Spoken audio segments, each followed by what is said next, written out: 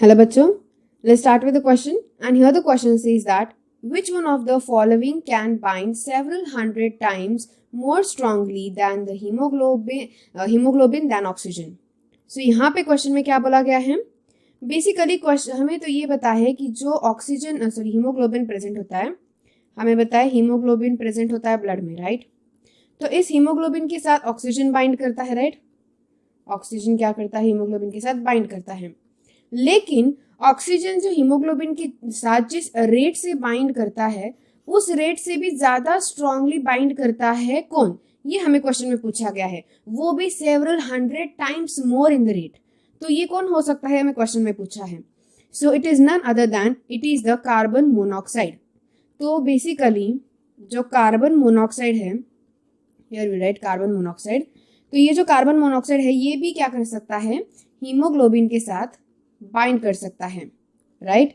तो ये carbon monoxide भी हीमोग्लोबिन के साथ बाइंड करेगा, and that is 100 several times than oxygen. Oxygen से भी फास्ट ये बाइंड कर सकता है कार्बन मोनोऑक्साइड हीमोग्लोबिन के साथ, ठीक है। तो यहाँ पे क्या हो सकता है कि जो कार्बन मोनोऑक्साइड है वो ऑक्सीजन को रिप्लेस भी कर सकता है, ऑक्सीजन को रिप्लेस भी कर सकता है, जिसकी वजह से ऑक्सीजन की जो कैरिंग कैपेसिटी है, so here I am writing carrying capacity of oxygen, वो जो कैरिंग कैपेसिटी है ऑक्सीजन की वो लो भी हो सकती है, कैन बिकम लो, ओके।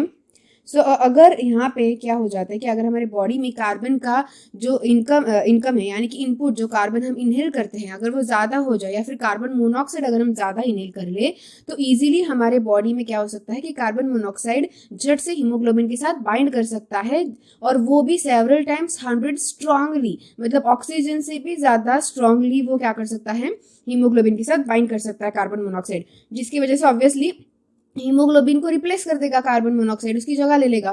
तो उसकी वजह से जो ऑक्सीजन की कैरिंग कैपेसिटी है वो तो बॉडी में लो हो जाएगी। तो इसीलिए यहाँ पे हमारा सही आंसर कार्बन मोनोऑक्साइड आने वाला है। एंड ये कार्बन मोनोऑक्साइड नियरली यहाँ पे जो 100 टाइम्स का है ना, that is nearly 250 times strongerly ये बाइंड कर सकता है। So that's option C is the only correct answer. So बाकी के जो ऑप्शन है दैट इज H2CO3 या फिर कार्बन डाइऑक्साइड, उनसे भी ज्यादा स्ट्रांगली है कार्बन मोनोऑक्साइड जो बाइंड कर सकता है। So that's option C is the correct option for this given particular question. So I hope you got the answer very well. Thank you and all the best.